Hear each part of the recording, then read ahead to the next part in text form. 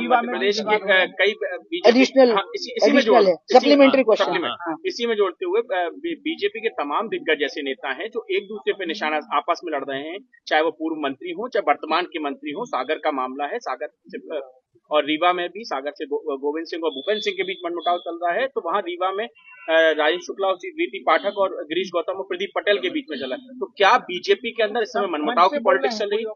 इसी में तीसरा एडिशनल है दीदी, निवाड़ी का जिलाध्यक्ष इस बात की बानगी है कि टीकमगढ़ में बहुत कंट्रोवर्सी और अभी तक रुका हुआ है। हो जाएगा, अब 2-3 दिन में हो जाएगा, और नहीं भी होगा तो जितने होगा उतने प्रदेश अध्यक्ष का तो हो ही जाएगा।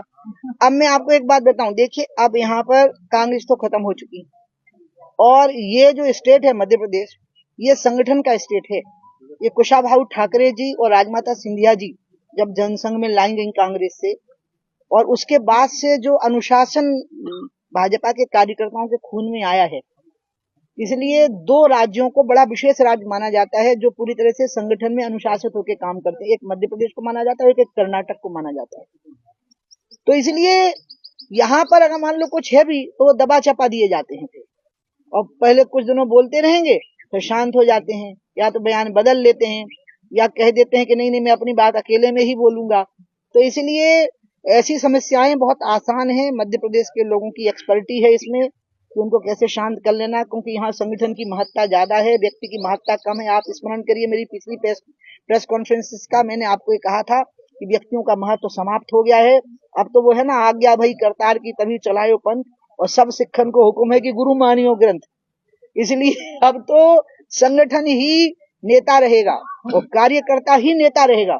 और मिलके जो आप सोचिए, तो चौथी पंक्ति में बैठा हुआ एक व्यक्ति, उसको अचानक कहा जा रहा है कि चलो पहली पंक्ति में बैठो तो मुख्यमंत्री हो गए। भजनलाल शर्मा, विष्णुदेव साय, मोहन यादव, ये सब पुराने कार्यकर्ता थे। पुराने कार्यकर्ताओं को इस तरह से सामने अग्रिम पंक्ति में बिठा करके उनको, नहीं तो लोग महंती करने लग जाते हैं कि महंत जी जब तक रहेंगे उनकी धुमी रहेगी, उनका चिमटा गड़ा रहेगा, उनका कमंडल धरा रहेगा। कहने भैया अपने दंड कमंडल उठाओ, अब ये महंती तुम्हारी खत्म होती है। ये एक नई परंपरा जो भारतीय जनता पार्टी ने शुरू की है, जनरेशनल चेंज की, ये बहुत अच्छी परंपरा है। मैं इस परंपरा का बहुत अभिनंदन करती हूँ। जो लोग चुने गए हैं, विष्णुदेव साय बिल्कुल संत प्रकृति के हैं, भजनलाल स्वयं इतना सरल प्रकृति के हैं, मोहन तो मुझे बहुत प्रिय हैं ही। आपको बताऊं, जैसे मैं शिवराज जी का बहुत आदर करती थी, मोहन जी उन पर इतना गुस्सा हुई, इतना बड़बड़ाई कि मैंने उनने खुद स्वयं एक मीडिया के इंटरव्यू में कहा कि दीदी 3 साल 3 दिन चुनाव प्रचार करने के गुस्से में नहीं गई कि मोहन ने टिकट को वापस कर दिया। तो इसलिए ऐसे जो लोग हमारी पार्टी में हैं, स्वयं शिवराज जी भी 163 लोगों का इतना बड़ा बहुमत लेकर के आया हुआ व्यक्ति बिल्कुल शांति से छिंदवाड़ा में पहुंच के कह रहा है कि मेरा तो एक ही काम है कि मैं 29 कमल के फूल की माला पहनाऊंगा। और शिवराज की घोषणा को मोहन यादव ने साकार कर दिया। ये रिकॉर्ड बनाया मध्य प्रदेश में कि हमने सारी सीटें जीती।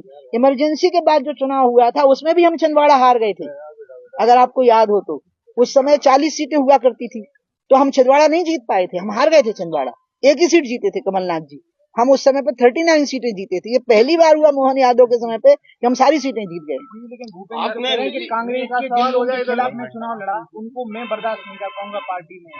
अब इसके बारे में आप भूपेंद्र से ही पूछो, मैं उसका प्रवक्ता नहीं हो सकती हूँ। हाँ, मैं आपको बता रही हूँ, मैं भूपेंद्र की प्रवक्ता नहीं हो पाऊंगी। भूपेंद्र मेरा बहुत बड़ा सहयोगी रहा है, आज भी मेरा बहुत बड़ा सहयोगी